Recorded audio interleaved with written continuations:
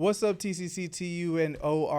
It is Samson here again for another episode of The Fitting Room, and I know that for many of y'all have been eagerly waiting for the episode to drop, and it's been some time, but your boy has been all over the place, and so finally travels are slowing down, and so we have a lineup of amazing individuals who are going to be sharing their story. And so thank you so much for your patience, and thank you so much for joining us for this episode of The Fitting Room.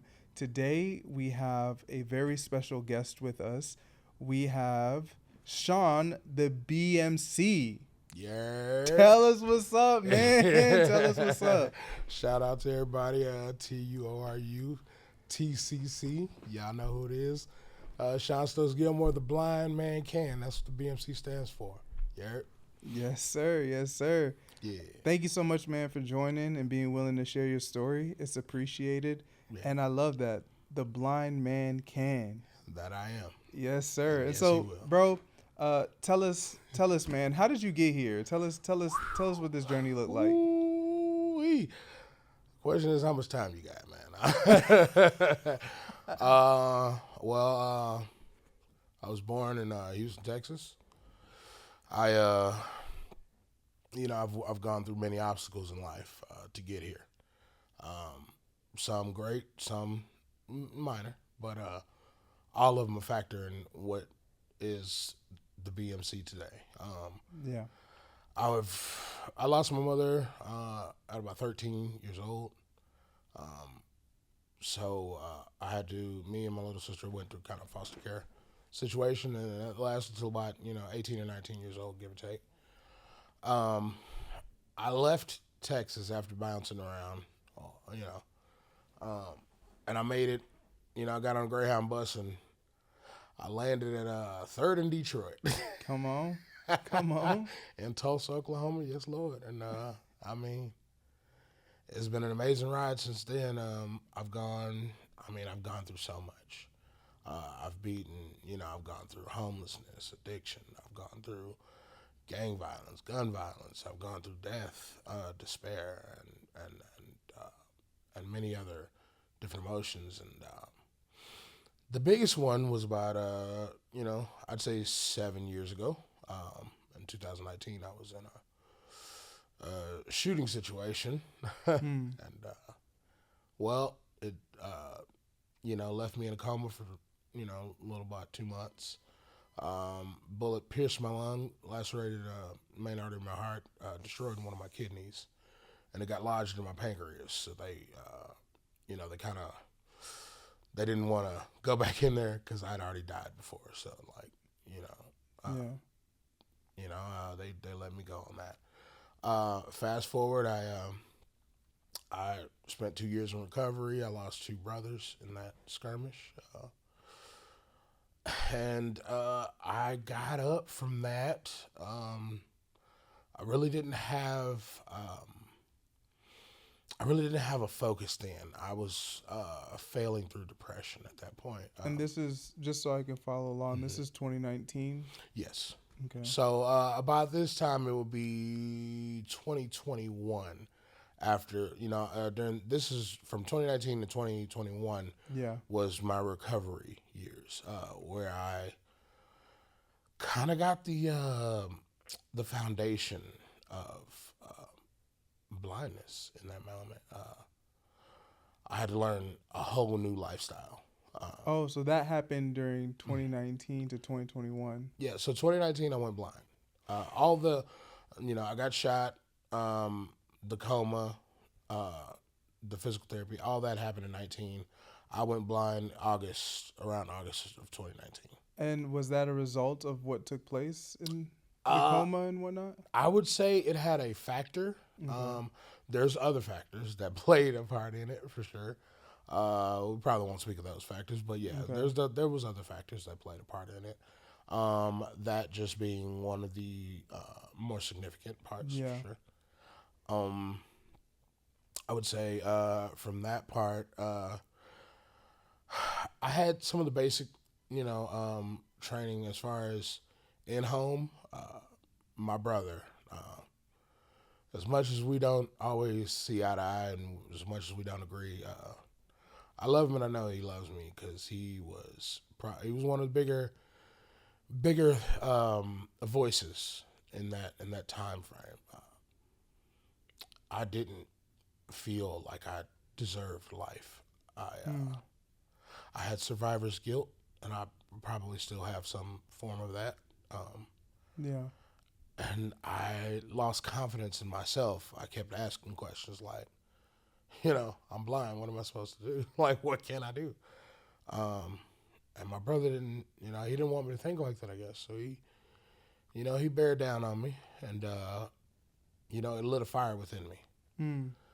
And from that point on, I bounced around. I was put in many situations in the early stages of blindness that would challenge me. I was, my brother was the first one.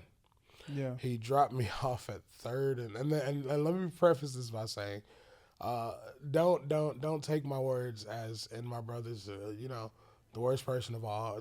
To me, very well, maybe, but I needed this because he knew how stubborn of an individual I was, how thick-headed I could have been, and he dropped me off at third and what was that, Utica? Is that Utica? Yeah. Third and Utica, there's this corner store right there on that corner. Well, I had familiarity with that area, but only sighted. Yeah.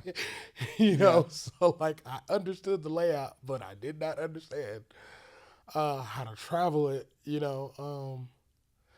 so he dropped me off, because me and him got into an argument, and he drove off. Now, what I envisioned him doing was driving away. But my brother being my brother, he drove and literally drove to the other side of the parking lot and sat there and watched what I would do. Mm. And I sat there and I called out to people. I'm about to drop y'all a hidden gem right here. I don't know where I got there, but I started calling out to people asking for help, and I could hear them walking in front of me. I could hear them walking around me. And I could tell that they looked at me, but they wouldn't stop to help me, And in that moment, I kind of broke down and I sat on the curb. I walked until I found the curb and I sat down. And then I hear a voice, from behind me. You figured it out yet? And it was my brother, and I hated to admit it, but I understood what he was teaching me. And the lesson was, just because you're blind, don't mean nobody gonna hold your hand. Don't mean that nobody gonna take care of you. You're gonna have to get up, and you're gonna have to want it more than anybody else because of your situation. I thank my brother now, and I know he probably won't hear this, and I'm getting a little emotional as I'm telling you this, but I love you, Marcus. I thank you for that lesson, because it made me so much stronger, in the long run. And I'll go as far as saying it took a long time for me to understand that I had power. In my blindness, I would get connected with other blind groups. I found some truly lifelong blind friends, and I love them, and I still talk to them today. But I remember that in this stage of blindness, I had to learn how to be blind with blind people. So I had to leave the sighted world, and everything that I understood from it. And I literally had to go into the blind world and ingratiate myself and learn how to do this, from other blind people. And it took for a group, of well-choiced blind people. And I remember it was a funny story, April 20th. They carried me all over downtown. And we walked and we walked and we walked. But that was the day that I grew the confidence that I could do this, all the training that I had up to that point wasn't very much, but that didn't prepare me as much as me walking with my blind friends. And we walked over the bridge downtown.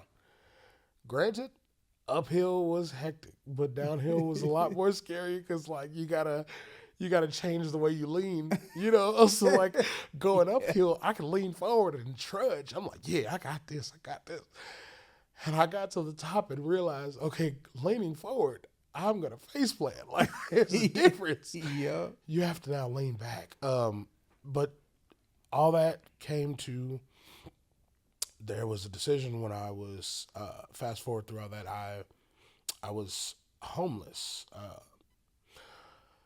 I was supposed to go off to training in Colorado for advanced blind training. For a lot of different reasons that fell through. We won't mention whose fault it was, but yeah. So I was put in a position to where I was now homeless with no real blind skills, and I got to figure it all out again. And when was this when this happened? This was about maybe this is about the third year.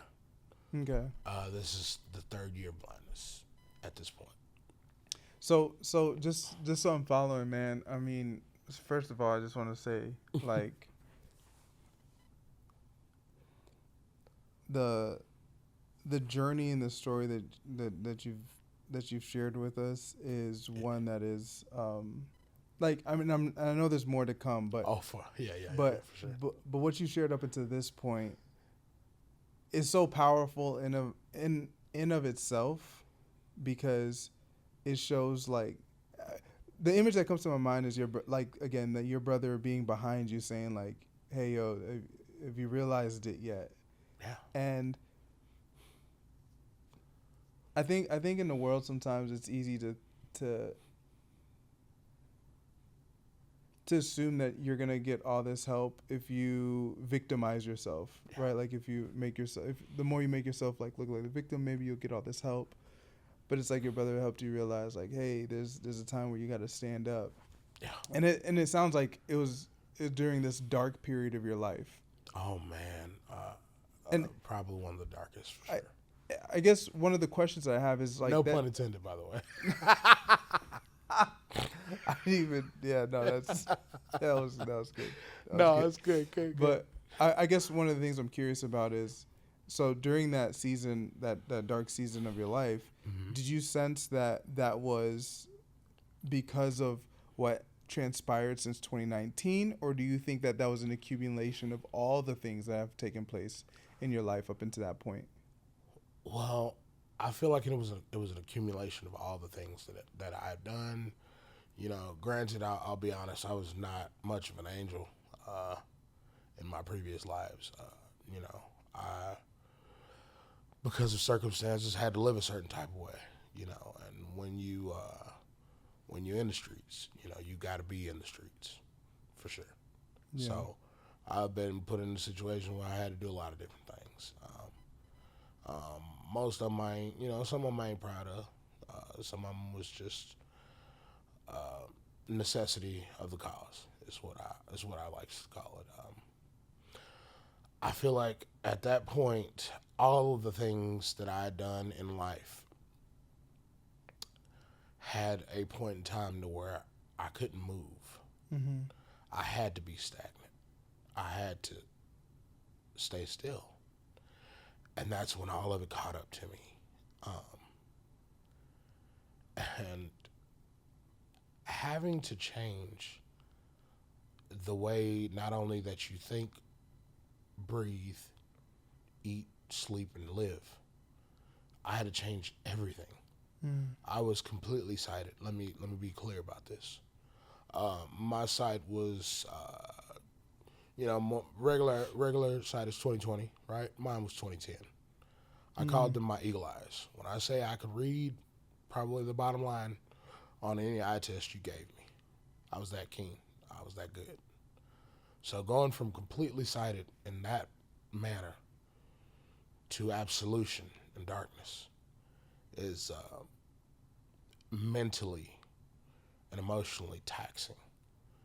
Um, Daily, I struggle with this. I let it be known every day. Most people that know me, that see me, sees positivity and and the willingness to go forward. Most people never see the true struggle that stems from internal. Yeah. It's a fight every day. You know, living my life ain't easy. You know, and at that point in time in my life, it was just it was a humbling realization. You know, that I wasn't gonna be exactly the same anymore. Yeah. That things were gonna be different. That the reverence and respect that I garnered, uh, out of fear, of reactions, just it didn't hold such weight anymore. Yeah. You know, um, I would walk alone most of the time. You wouldn't catch me in a big crowd. You know, if most people called me there, I'd be by myself anyway, Yeah. because I knew what I was capable of, and I was a formidable opponent. Either way it went. So I held to that standard. But now I'm in a position where I need other people's help. Yeah. And for a person that comes from I got this, I can do it all. Um, Submitting yourself to someone else's will is very hard. Yep. Especially when you're subject to it virtually at all times. There's times where I just want to go alone. I want to go do stuff. But in reality, I know that there's adjustments, shall I say, or restrictions thereof that need to be taken seriously. That didn't factor in all those years ago. Funny thing, I never thought I would even make it this far, for sure. Wow. I never saw life past 27. Where I come from, that's you've made it if you can make it there. Yeah. So I never saw it. So when you transition from kind of that time frame in your life where it was like dark, alone, didn't know what to do, to all of a sudden being a part of this group of other people who are blind and having a team around you, people, taking you downtown, going uphill, like doing all these sorts of things. Was there anybody kind of in that group that you looked up to or that inspired you or that motivated you to say like, man, I can do this? Yeah.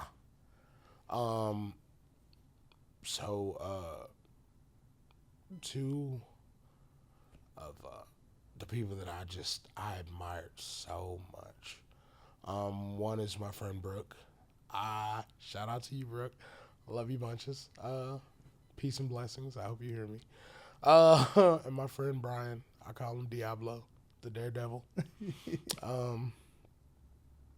These were people that had established themselves in the community. They had long been, dealing with this, with the situations.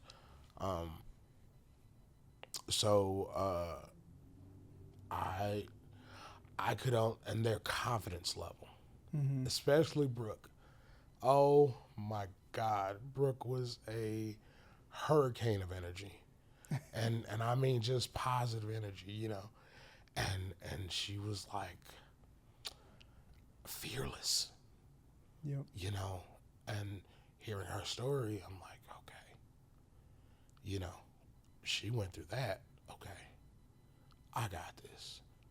Maybe it's not impossible if y'all can do it. And like they were doing it with such ease that I like for a while, I fell back, you know, like while we were walking, I fell back. And I just sat there and just marveled at the fact that they had such skills to come to such a busy intersection and like, and they would instinctually know when to pause, you know, and they could tell me, you know, oh, that's over on that side. And well, if we make this left here, we can go 3 blocks and then cross over. And I was like, good God, I would have never thought of like that. You know, I mean, Jesus, I can't count steps. Like, you know, I don't know what I'm going to do. You know, everybody's like, count your steps. It's like, my mind doesn't even work like that, you know, to count steps. Good God, you know. Excuse me. But just watching them go, oh my God, I just felt that I needed to do better in order to make them proud, you know. Yeah. At this point in time, they were, I believe, president and vice president of a prominent blind organization, to which I will not name personal reasons, but yeah. They belonged to this group, and I mean, they were doing it. And it gave me the confidence that, okay, life isn't over. You know, I just got to be willing to fight, you know. And ironically, during this season as well, I was recovering. I was in the midst of recovering from addictions that I had kind of, you know, relapsed into, you know, going blind. Like, I just fell back into it because I had there was a point in time where I didn't know who or what I wanted to be. I didn't know if I wanted to still be that street, you know, that street person, or if I wanted to be something different. Yeah. And I was living in limbo. So I was living a double life for a long time. So I was hanging out with my blind friend. Well, you could say triple life now. I was hanging out with my blind friends. I was in Celebrate Recovery while still being addicted, which now to me sounds, you know, counterproductive in itself. Yeah. But yeah, I was in the midst of, you know, fighting, you know, addiction at that point. And I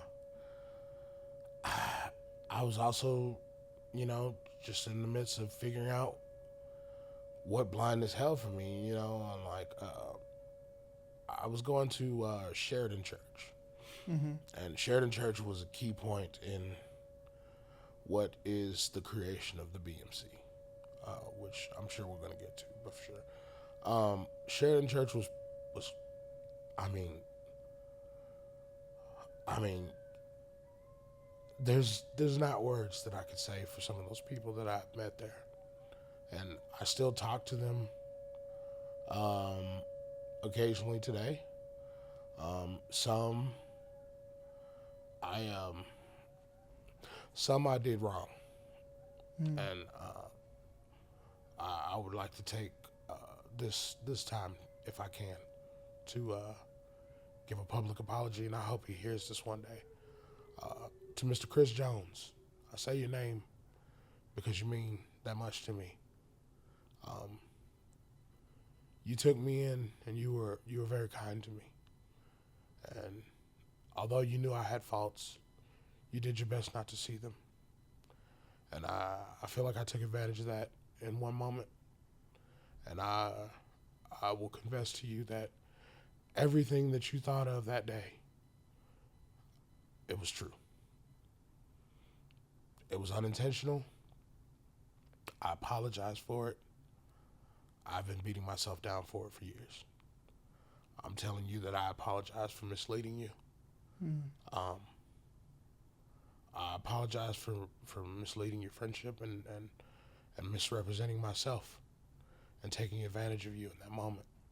And I hope that truly one day you may hear these words and you can understand that I was in a very bad place. And I was hurt and I was broken. And that's not making any justifications or excuses for my actions. I just want you to know that I'm so much better now. and I thank you for being kind to me. Thank you. And yeah, but I was in celebrate recovery. And, I met some really good people, which started garnering me to ask different questions. I realized that I would not get better unless I surrounded myself with what I wanted. I would see people getting better, coming there and moving up, like, getting different good jobs, and they're moving forward. They're getting better. They're doing more things, and I wanted a piece of that. I wanted a piece of that so bad. Excuse me. I wanted a piece of that so bad. I remember my leader, Mr. Aaron, Ron, Mr. Wing Zero. I love you, brother. You and your wife sparked the question. It was really your wife. She sparked the question that I give a big credit to why those 3 letters even exist. The question was, I kept asking her, well, she made the statement. I should correct that.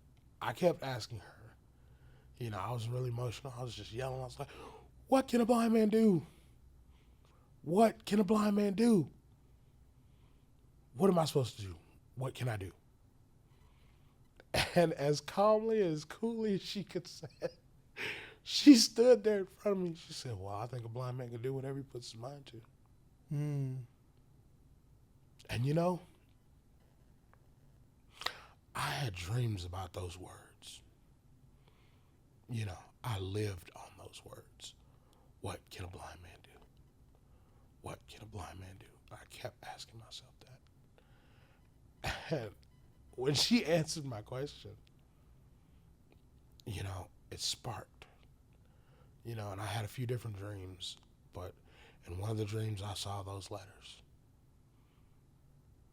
And it stopped becoming a question. It stopped being, what can a blind man do? It started becoming a statement, an affirmation.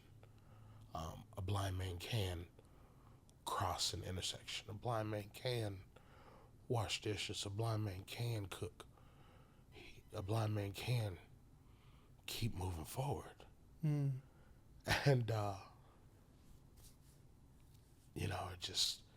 it became a declaration. And originally, if you look on my Instagram, it says BMCA, because the true letters was meant to give me that motivation for myself. It was a self-motivation tactic. The original letters were BMCA, which stood for Blind Man Can Achieve. And that's what I wanted to be.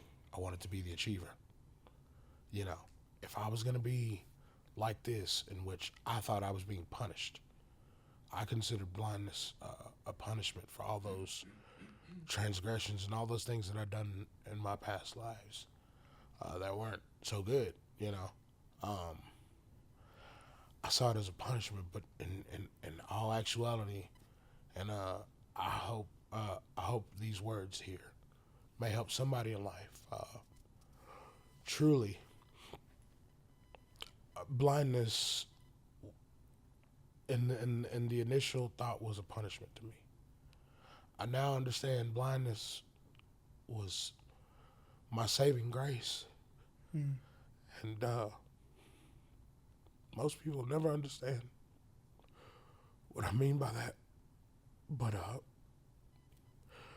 truth be told, in that hospital bed, when I found out what had happened to me and what had happened to my friends, I told God what I was going to do. I made a declaration to God. I told him, that was my mistake for sure, telling God my plan like he didn't already have it planned out. I was a fool, And I can admit that now. I can see that now. But I told God when I got my strength, when I was able, I was going to erase his whole family tree. And I meant every word that I said, from root to stem. You know, I wanted revenge. I was so angry and so hurt that all I could see, you know, was metaphorical red. You know? Yeah. And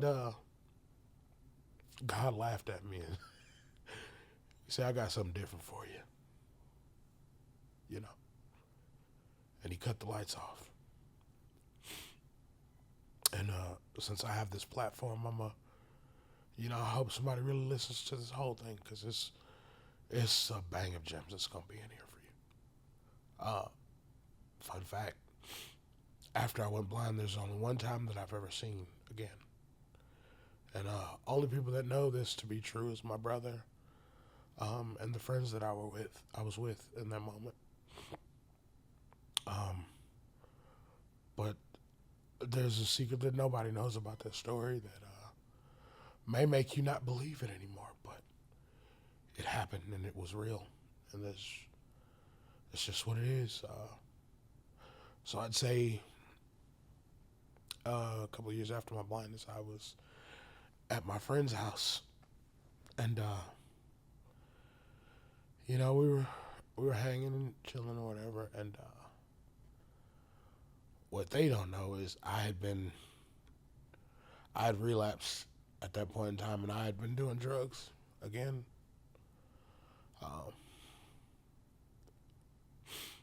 So when my vision came back, it was just like the lights had turned back on. I was, now this is full disclosure, so I'm, hope nobody judges me. But I was sitting there smoking, and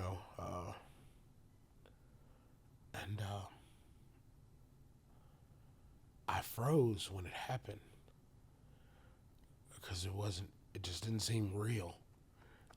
For me to have been going through blindness that way, just surrounded in darkness,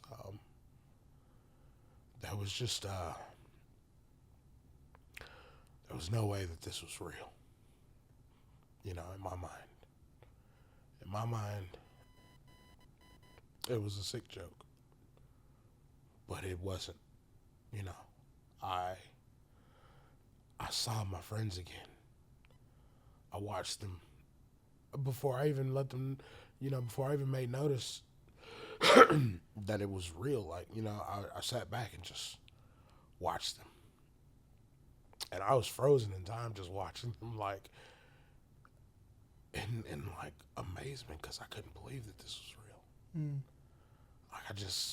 I couldn't. No. But for me to have seen a house that I had never been in before sighted, it didn't seem, no. It wasn't right. Mm. They had moved to that house after I went blind. So I physically never saw that house. But I was looking at that house. And I just started crying. And the tears were just flowing down my face, and I'm sitting there holding my arm outstretched, and they were like, "You gonna pass it?" And I just gave it to them, here. I don't know what else to do. And I stood up, and I was just like, "I see you." And I had to know if it was true, so I took off. And when I say I was walking through their house, no cane, no assistance, nothing, And I walked all the way to the bathroom just to look in the mirror. And I saw myself again. I saw my hair, my facial hair. I saw my face, And even though it was kind of blurry, it wasn't the same as I was looking. I could see it. And I broke down in that bathroom, screaming to the top of my lungs, thank you, Jesus. Mm. I prayed, I cried, I screamed. I just was like, thank you, Lord. You know, and it brought me back to the beginning when I cried because I could hear my voice again. And I was praying like you could have took the song. And what I mean by that is I'm a singer. And when I woke up, I couldn't hear my voice. And for a singer like me, that I felt like I would rather have had death, you know. Yeah. And I prayed, and I was rejoicing like you could have took the song, Lord. You could have took the song. You know, you took my sight, but you could have took the song. Mm. And you know that would have killed me. You know. Back to it, I as I was freaking out on the bathroom floor, you know, I pick up the phone and I call my brother. And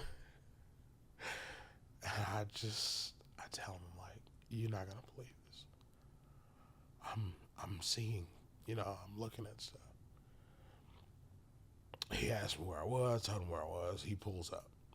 When he pulls up, I walk outside and I'm just amazed because although it looks different, the fact that I'm looking at something is just like, wow. Yeah. You know, I see the gravel driveway. I see the stone step pathway. Mm. I see the grass. I can tell that there's a difference between all of them. And as I'm looking at them, I'm walking and touching it with my toes. So I know that it's real.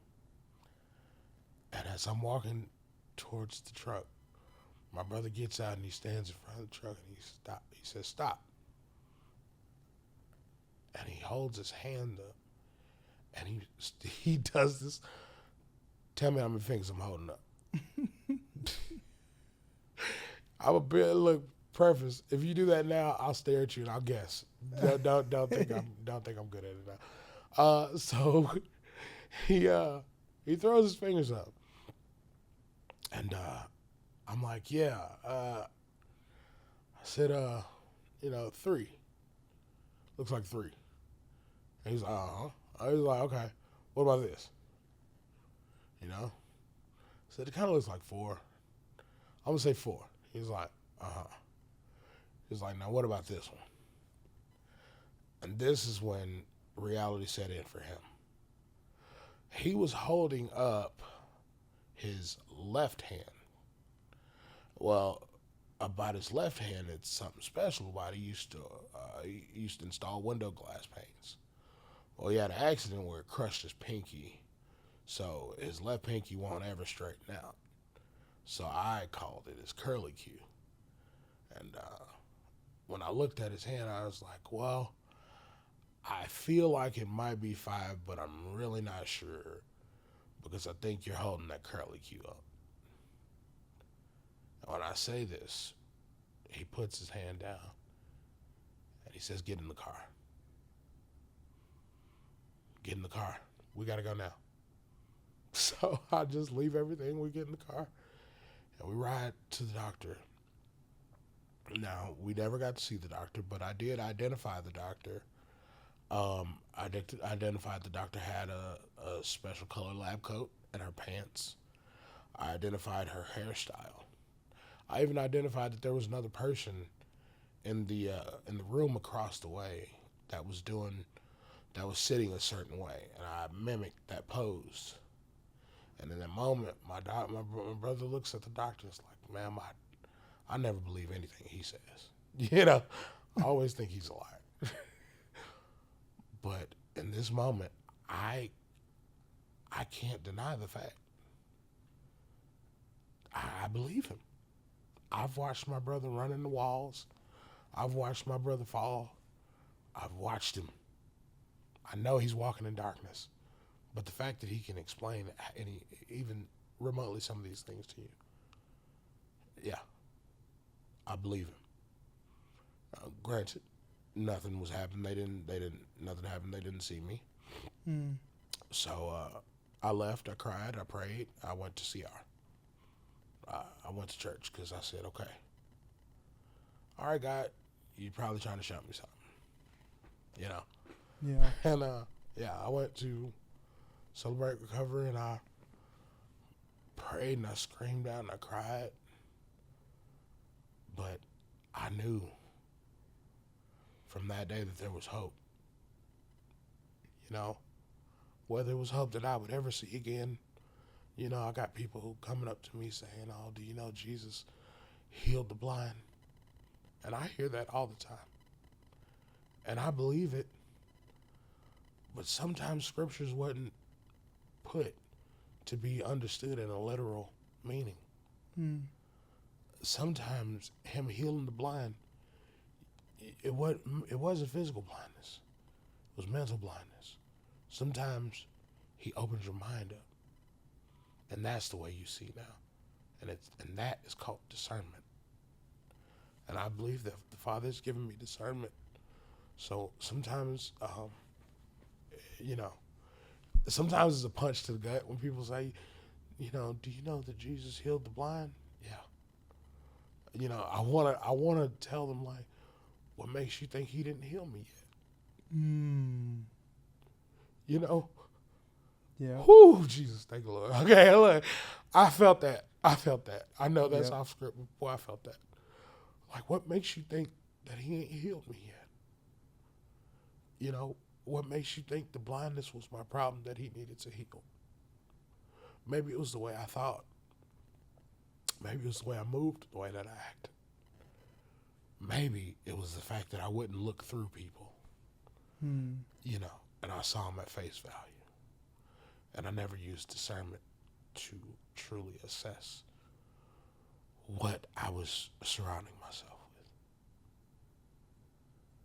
with. And, you know, to all those who listen, don't take the scriptures all literal meaning. Sometimes there's metaphorical understanding that's beyond, you know, the physical being of the world, you know. And, you know, I'm not saying that that's just the situation for everybody. But personally, I feel like that was the situation for me. Yeah. What's amazing, and as I'm like listening to your story, there's a lot of different parts. But what's amazing is there seems to be like this combination between leaning into what you can do and not belittling that, but leaning deeply into that, but also leaning deeply into the people who surround you and your community, and leaning on that for help. Because sometimes I feel like people fall into one or either or category. They're like, I can do it myself and I don't need anybody. Yeah. And that's like a dangerous road. But then there's the other side of like, I need people and I can't do it myself. Yeah. And so being able to find that balance, it sounds like you found that balance. And in the midst of that, it seems like God found you. Yeah,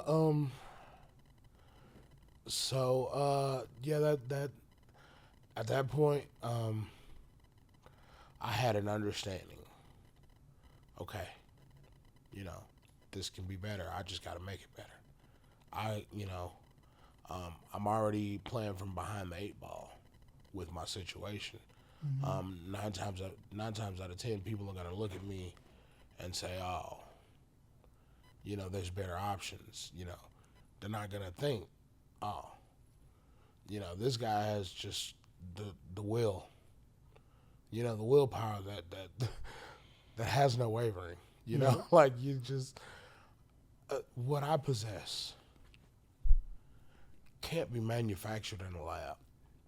It can't be taught.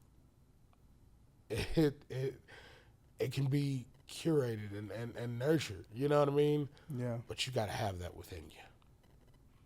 You know, it's that extra gear, that no quit attitude, that utter defiance that I'm not going to be the statistic that y'all see me as. I'm going to be more than you ever believed I could ever be, you know? And, you know, that's kind of why, you know, where I am now. After all those, trials and obstacles, after Celebrate Recovery and after I saw again, um, I made a decision. Either I was going to sit at home and, waste away. I was going to go do something with my time. Yeah. So real quick, just so I'm following.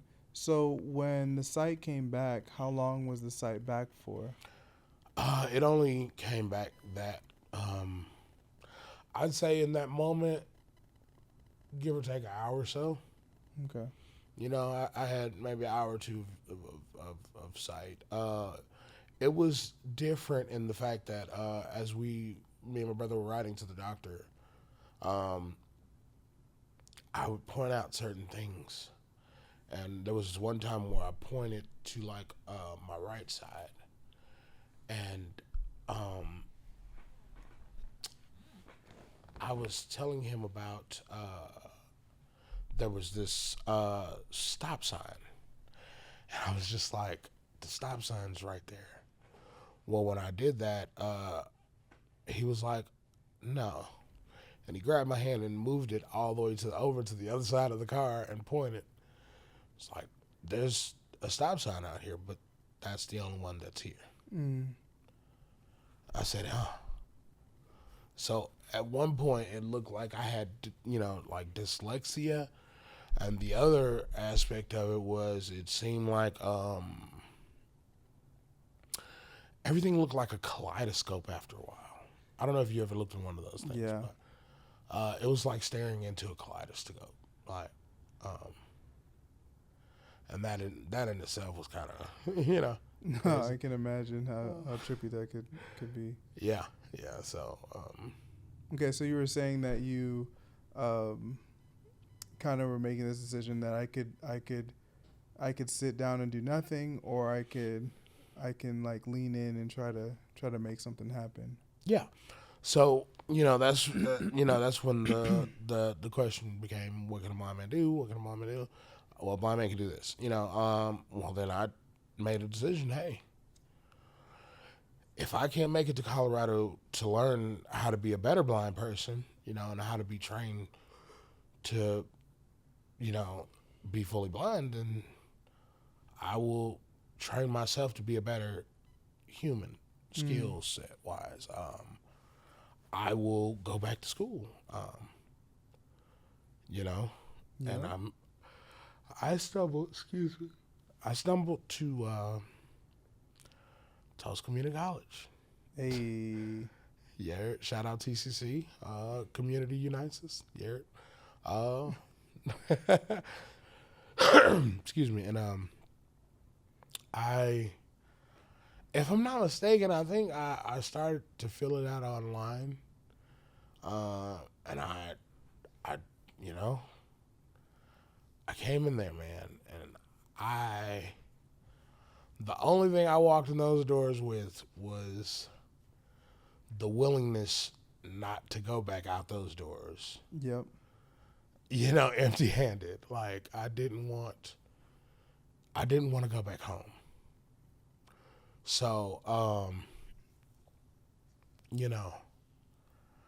I went there and I signed up, and, I went through orientation, i.e., that's going to be a very key point to this. I went through orientation. I liked it. I was like, okay, all right, this can be done. Cool. I knew it was going to be hard.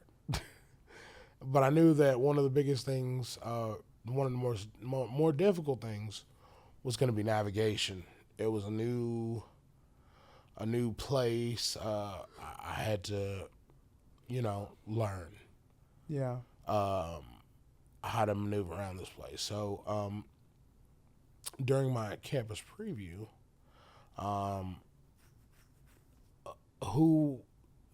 who is my boss now, National Quarters, was, the orientation coordinator at that point still. They paired me up with this guy named Z. Shout out to Z. Shean, my dog. Z came and me and Z took a personal walk. And when I say I told Z, I had to explain to Z, look, I'm blind, so I'm going to have to learn each one of these floors to at least get to each one of my classes. But I'm going to need to know how to get there from this door specifically. This is the door that I will enter in.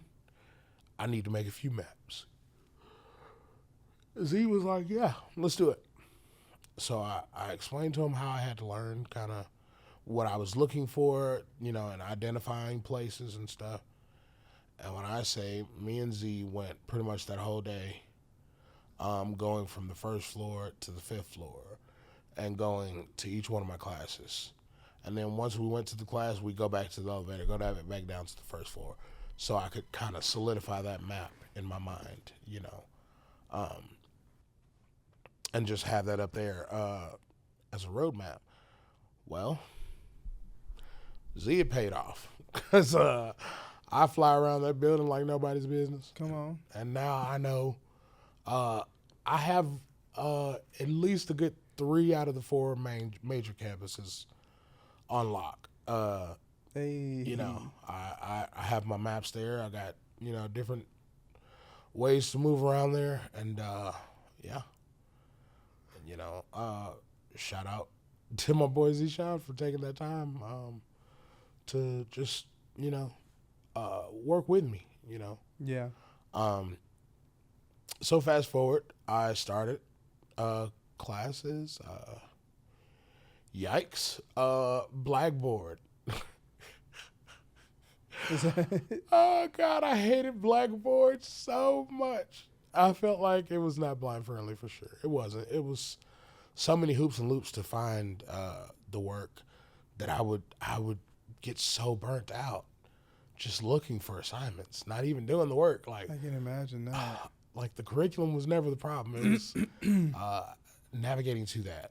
That was a big situation. Yeah. So I struggled my first 2 semesters, and I'm an orientation leader now, second year. Nice. OLs, shout out. And I tell them the story, of how I struggled my first 2 semesters because I tried to do it by myself. I felt like I was all alone. I felt like a one-on-one. Yeah. I felt like there was nobody that understood,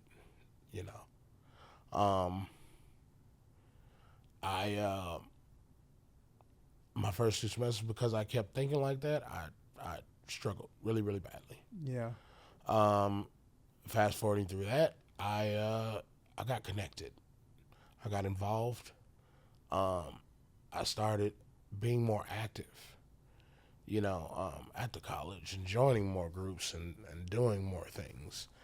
And I became more popular around the campus. Like, people really started walking up to me like, hey, I remember you, At first it started off, you're that blind guy that's in my class. I'm like, well, I'd kind of just rather be the guy that's in your class that just happens to be blind, but okay, if that's how you got to remember, you're cool. Yeah. So, at that point, BMC wasn't truly like a thing that I spoke out loud, So the more I got into truly being me, and the more my advisors and all the groups that I was in, shout out to ASA, ASA all day. Come on. From your president of Metro Campus. I got involved, and I started off at the bottom of the barrel, and now I'm a seated president of the African American Students Association. I'm a vice president of Omicron Lambda, which is the orientation leaders group. I frequent ISOs and international students organizations. I go to so many groups, I'm a part of so many different groups that I can't even count them anymore. Literally, like, people are like, are you coming to the meeting? I'm like, I don't even know when the meetings are. I don't know where they are. You know what? I'm gonna be honest. If you need me to do something, just let me know you need me to do it, and we'll work it out. Yes, But sir. going forward, once I got involved, once I started dabbling into my resources, it got easier. They shifted from original Blackboard to Blackboard Ultra earlier because I was gonna fail, and I just didn't believe that was how I should, have to deal with it. Yeah. I was struggling with dealing with accessibility resources. Like it was a chaotic situation, and where I just didn't feel like I was getting the help that I needed. Yeah. But there were certain people in the campus that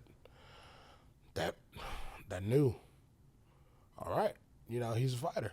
Like Yes. he's a fighter now. If you fight with him, he gonna fight. Yeah. Just out of curiosity, because I think now we're kind of like talking about like what's happening now. Yeah. My bad.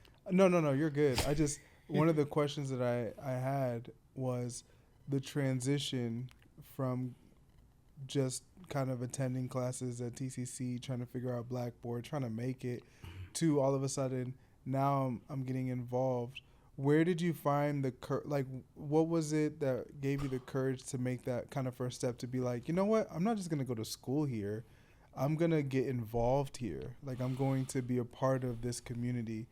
When did that, was that something gradual, was that like a decision that was made in a moment, like how did that Okay. come about? There was a couple of different things that happened. Number one, Dr. Kayla Harding. I was taking English 1, which is Comp 1 for college students. I was taking that class, and like I said, I was stubborn. I could do it all on my own. Well, she found me in the hallway, and she kind of took a liking to me, and although I was stubborn in my ways, she kept fighting with me, and eventually got me to visit ASA, in which I met a lot of different people that, poured into me there. As well as when I was going to classes, I took an honors class. And, I just took it because, I don't know, it was available, and it sounded it sounded honorable, which I felt like, I don't know, maybe That's okay. real. That's real. Maybe it's what I need to be on. So my first honors course teacher, shout out Super Sid, love you bunches, Heidi and the family. Her name was Sydney Pockers, and when I walked into that class and I sat down, there was this energy that she gave me that nobody else gave me at that point in time. She told me, she's like, God put you in my classroom because God wants me to teach you. And I feel like God wanted her to teach me because he wanted other people to see that I could be taught. Yeah. If you go about it the right way. And she stuck with me. When she realized that Blackboard was a nightmare for me, we went to oral presentations. And shout out to Wes Mosier because he followed suit with that. So I have incredible recall. My memory is, I always say I have an elephant in my memory. So, like, I could hear something, understand it, and it's there. And I could pull it back when needed. Yeah.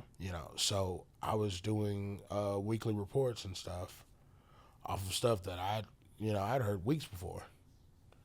But I could sit there and just, orally recite all the things that I'd learned from it and how they made me feel.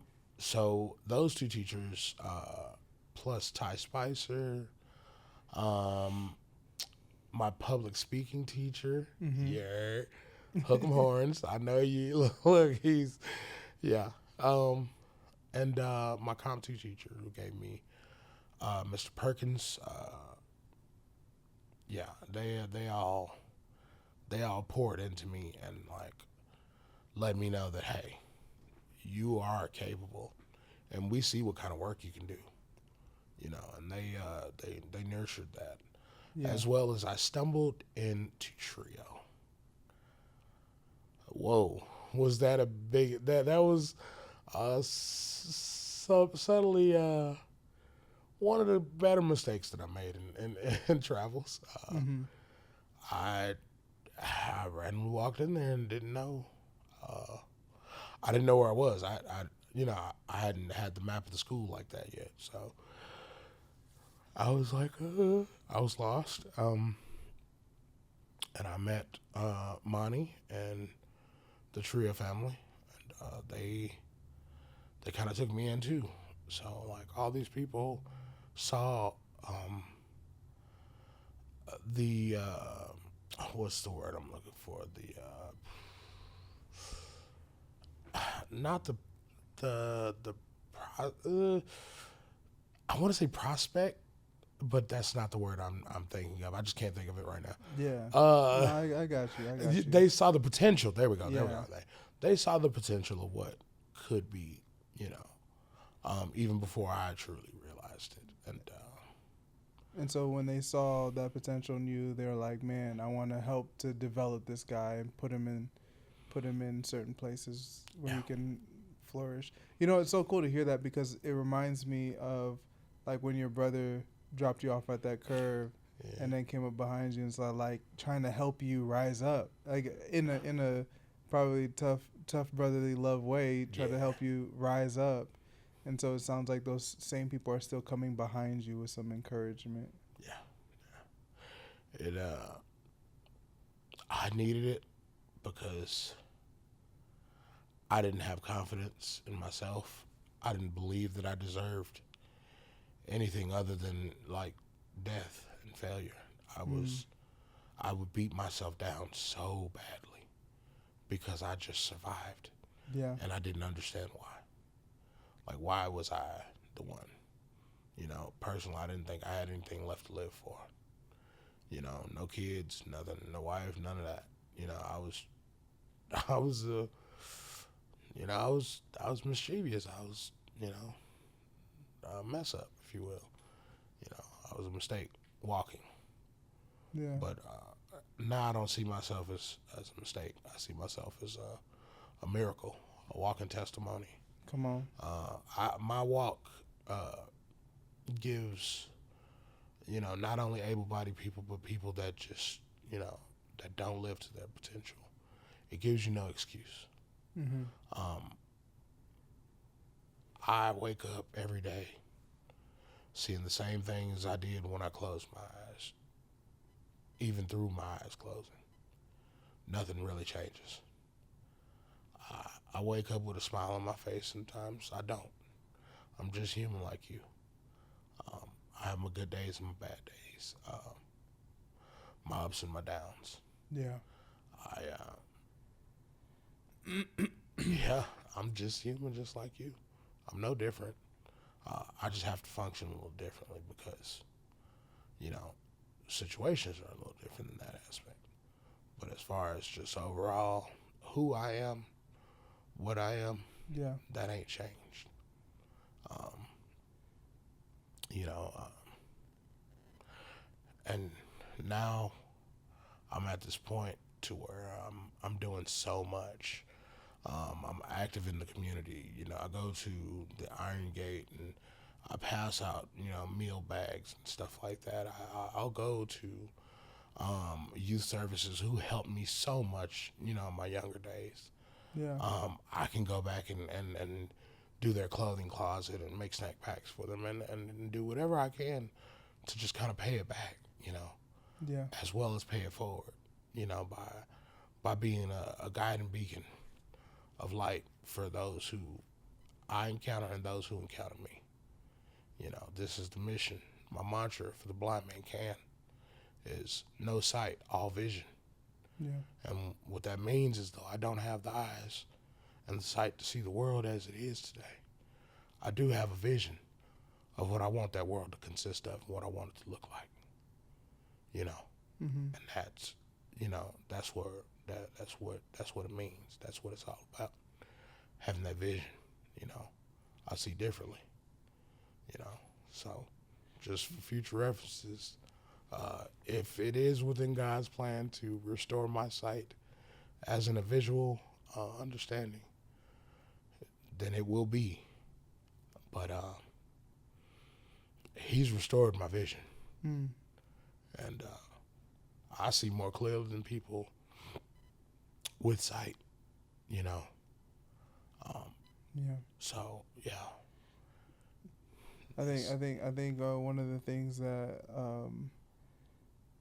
I think that was revealed from what I hear is the idea of this blind man can being you recognizing your own potential. That even though God is, even though you've been through a lot in your life, you now can see that despite all the things that you've been through, I still can surmount all of this and still be who God designed and called me to be, which I think that alone, some people don't have a huge mountain, but don't see the value of themselves or see themselves as being able to do. But you're here saying, listen, blind man can, and he will. And he will.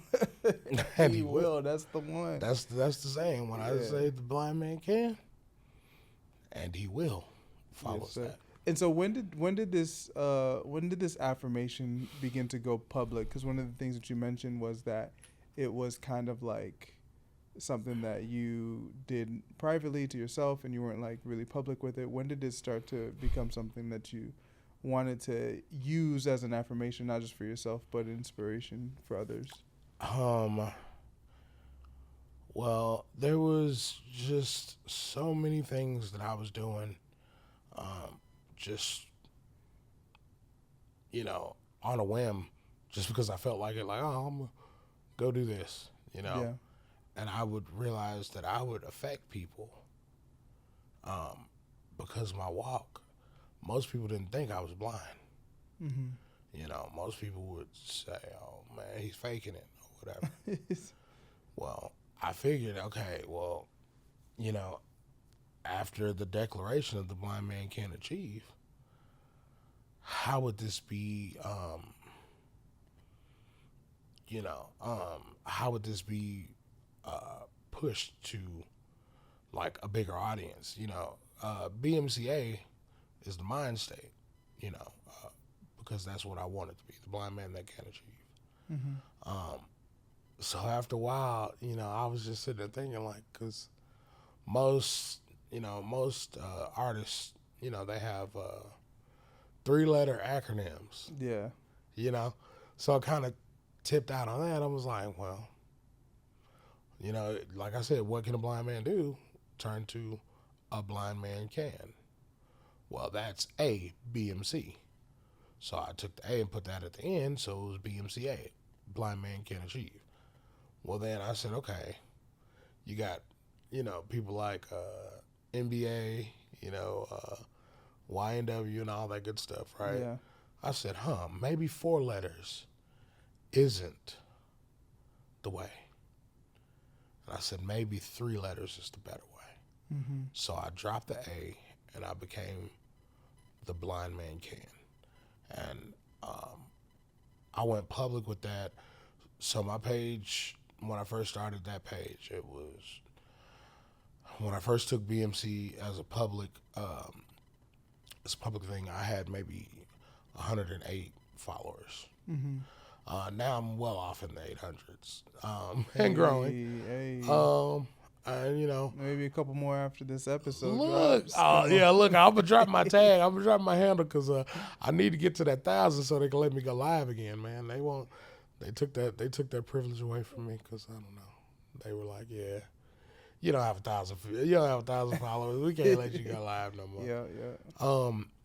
So I kind of went there and I was like, okay, well, what can I do? I was like, okay, BMC what? So the name that followed that on my tag is Stoyetsky.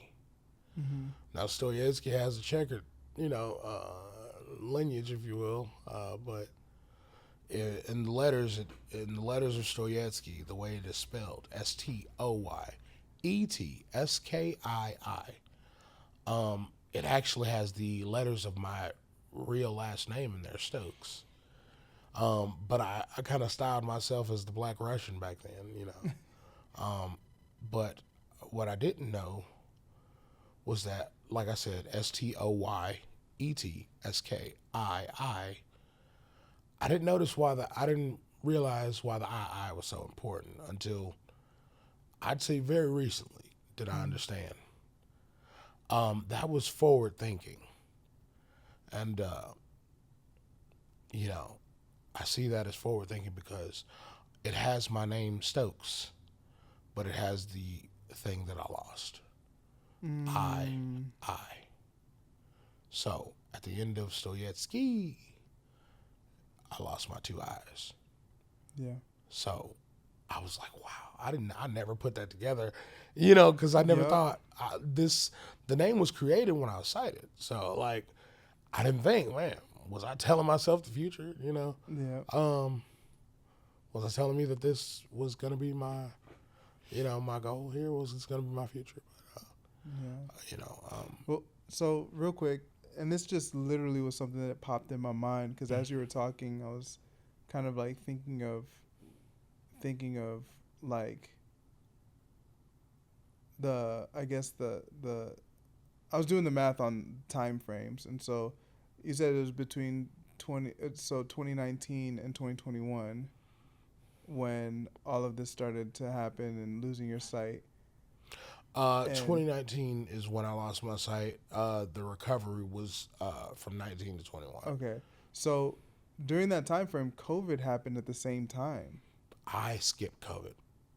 You just skipped COVID altogether? I pretty much skipped COVID. Oh, man. Oh, because you were in the... I was in the hospital. In the hospital. That's real. Pretty much off and on, you know, I skipped COVID. I never... while COVID was going on, either I was asleep or... No, that's fair. I didn't know. I was like, I wonder how that impacted. And it didn't. Didn't. Never even faced it. That's real. Yeah. Okay. I did catch it when I got out, which sucked. But that was a year or so ago. Yeah. I was doing this. But no, that's what's up. Okay, so when you see yourself down the line of time in the future, where do you see yourself? So I'm an entertainer. I'm a communications major. Mm-hmm. My goal is to graduate with 3 degrees: communications, enterprise development, and liberal arts. Okay. My goal was to transfer to Langston University. Okay. And further my. And is that in like the OKC area? Yes. Okay. You know, I want to go show what that blind man can do. Come on. You know, on that university sir. campus. I want look. You know, I'm just a little ghetto boy from you know, a bad place in Texas. You know, I come, you know, from rough backgrounds and all that. So anything that I've achieved up to now was never expected, for sure. So I just want to keep moving forward and get better and better and do more. And what do you want to do when you go to Langston? Like, what do you want to major in? So I want to get my bachelor's in communications and a master's in entrepreneurship because what people don't know is BMC is an LLC that I've created that I'm trying to build. I'm trying to build on it. Yeah. You know, I'm thinking clothing, you know, nonprofits, music, videos, movies. I'm currently doing like a documentary of how I got to be this way. And on my page, it's got the unofficial trailer on there, and you know, we're getting back. You know, I'm gonna basically tell the story in so many different ways.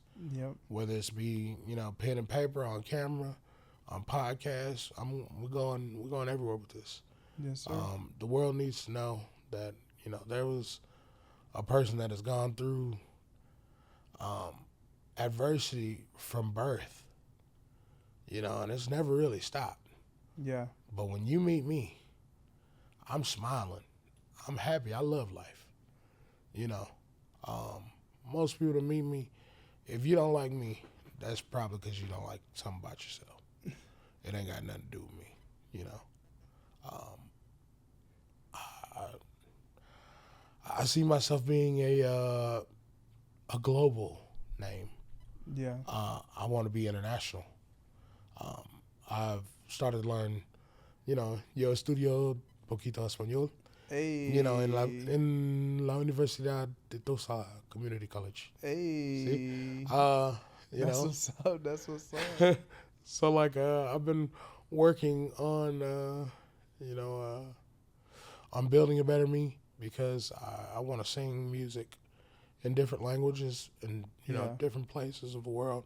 I want them to all know that you know blind is beautiful, blind is powerful. You know, especially when it's attached to something as glorious as I. You know, you got that fire. You know, I got that dog in me that just don't know how to stop. You know, I got that hunger, that fight that just can't be. You know, you can't reproduce something like that. You know, so like you know, my goal is to you know take my music and my story and everything that encompasses me and travel the world with it and just shed light on other people.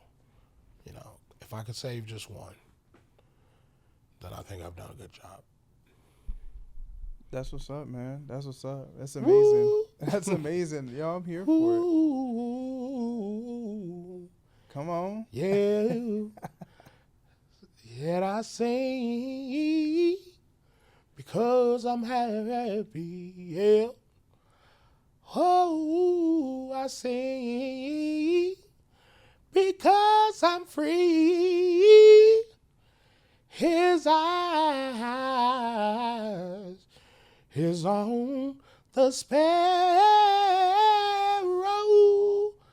And I know, yeah, I know, I know he watches over me. Yes, sir. Yeah.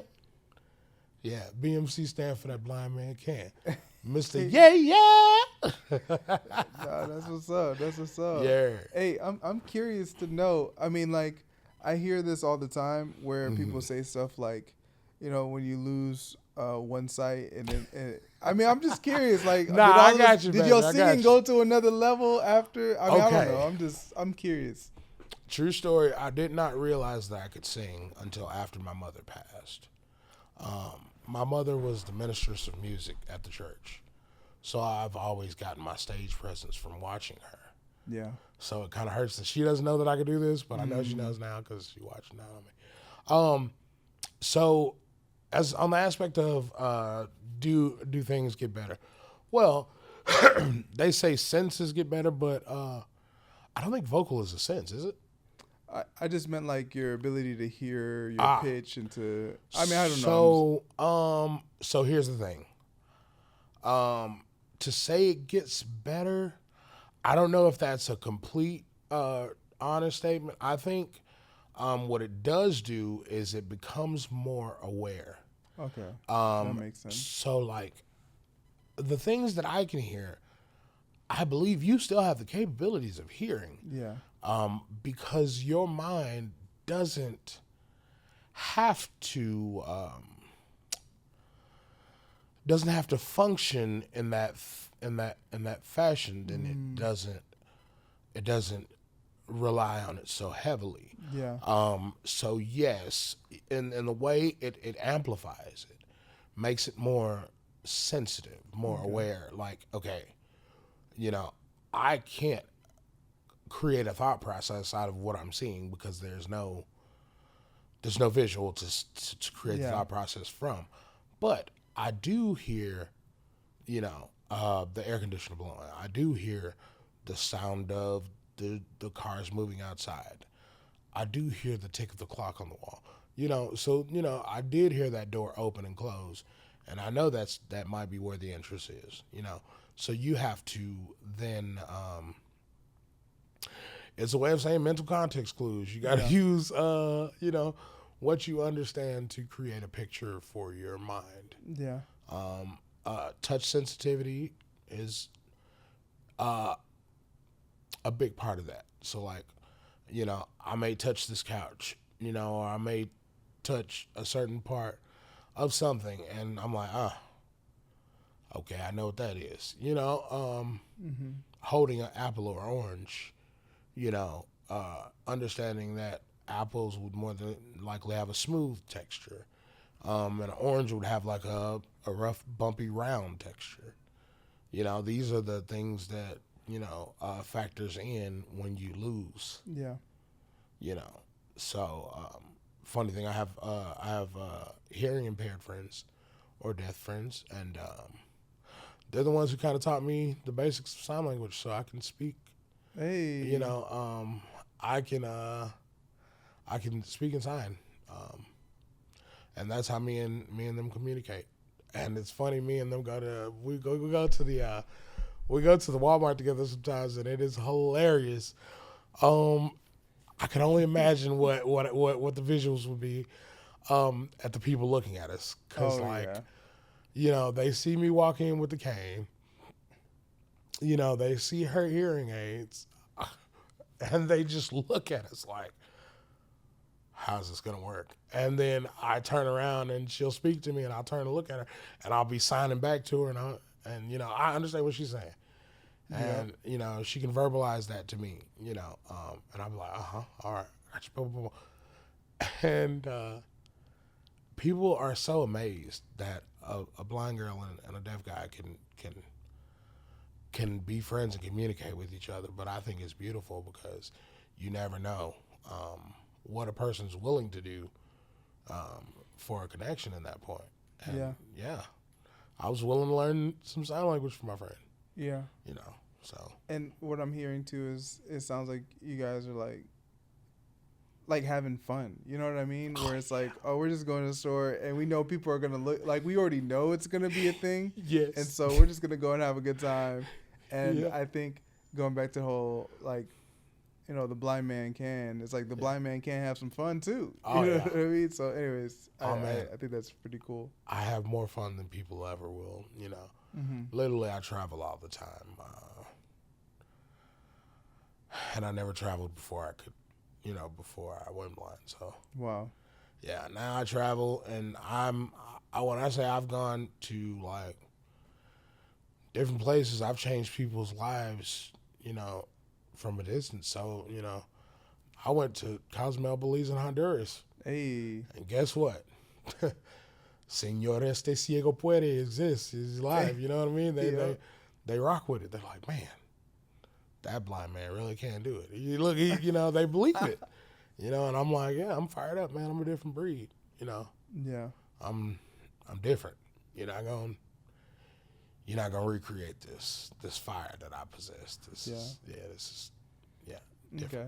So if you could, I guess, give some encouragement to somebody who's going through like a season maybe of depression or discouragement, and maybe they've been through life circumstances, maybe they had something that happened in their life that was life altering, and they don't know, they're kind of in a position of, man, should I just stay stagnant, give up on life?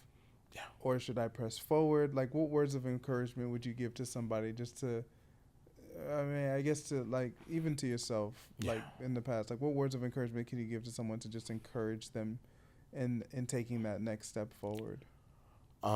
For anybody that is going through, anything remotely to, that I've gone through, or anything similar. Dear Father, give me the right words. I'll go as far as saying this. And this is probably speaking to my past self from the future, if I could have spoken to him. This road is not going to be easy. But this road will challenge you, and it will strengthen you in ways that nobody will ever understand. And when times get as tough and it's hard, know that means progress is coming. Because, they've always told me that God never puts more on you than you can bear. And I've started to think a little bit differently than that. I feel like he'll put so much on you that the world knows you can't take that. But he'll pull you through just to show how powerful and how strong he truly is. So I say to you, never give up. And, I know that's cliche. I know it seems easier said than done. Don't give up. Find your support group. Find you some people that really mean the best for you. Get involved. Don't just be what they say you are. Dare to be different. Dare to fight. Dare to challenge the statistical norms that, that you are associated with. Be different. It's okay to be different. It's okay to have a bad day. Come on. It's okay, to be a little sad about it. Do not let it consume you. Only when you give up have you truly lost the fight. If you fight and you lose that fight, then you went out swinging. And that is the heart of a champion. Yeah. And that is the way the BMC lives. Having that heart of a champion, having that fight, that no quit attitude, that I can do this. Even if you say I can't, I just got to do it a little differently. And that's okay to be different. It's okay to do things differently, but never give up. No sight, all vision. Have tunnel vision for what you want and go for it. Stand up and be the achiever that you know you can be. And be blessed as always. Carry God with you and keep hope in your heart. You heard? Hey, that's the one. You heard? Yeah, for sure. Man, thank you so much, man, for coming on and for sharing your story. I'm fat. First of all, when you put in the request and I read it, I was like, wait, like he's blind? How did he do this? Like, how did he, bro? I mean, you can, bro. You can. Telling you. It's not easy. Honestly, you got a social media manager. I'm looking for one right now. Look, I need help. I feel like I'm doing most of this by myself. So if you know my social media presence, you'll see that sometimes the camera ain't aimed the right way, and I don't notice it. Sometimes I'm aiming the camera up a little bit, and I should be aiming it down. These are just little things that I try to do because it's all me right now. So but I know that when I get where I want to be, when I get what I need to get, I'll be where I'm supposed to be. Yep.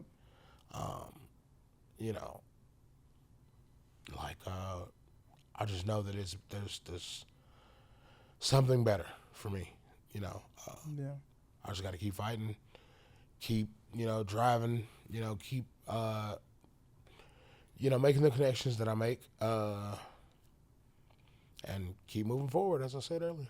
Yes, sir. Yes, sir. Yeah, man. I it's so appreciated you coming on, you sharing your story, you be willing to be open and real with us about it. And shout out to y'all for watching, for tuning in. We appreciate y'all for listening, for giving your time and attention.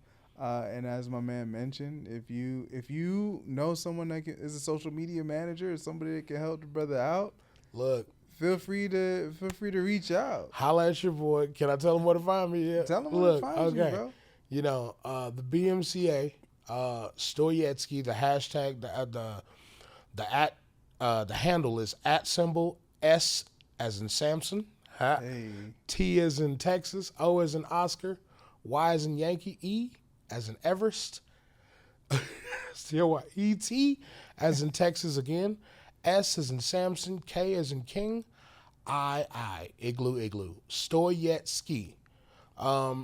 Shoot me out, find me a message. That's on Facebook and Instagram. Yes, sir. Underscore the real blind man can official page is up, and I really want it to flourish. Honestly, if you just want to reach out and holler at me, check my videos out, so be it. Like it says in my bio, I'm the storm raging in the darkness. Come on. Like the fire of the phoenix that rises from the ashes. There we go. I am the BMC. You heard?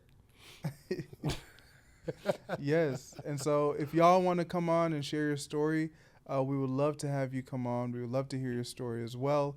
Feel free to fill out the Google form. Feel free to message us, and we will get in contact with you and make it happen. Yeah. And so y'all, appreciate it, y'all again for tuning in to another episode of The Fitting Room.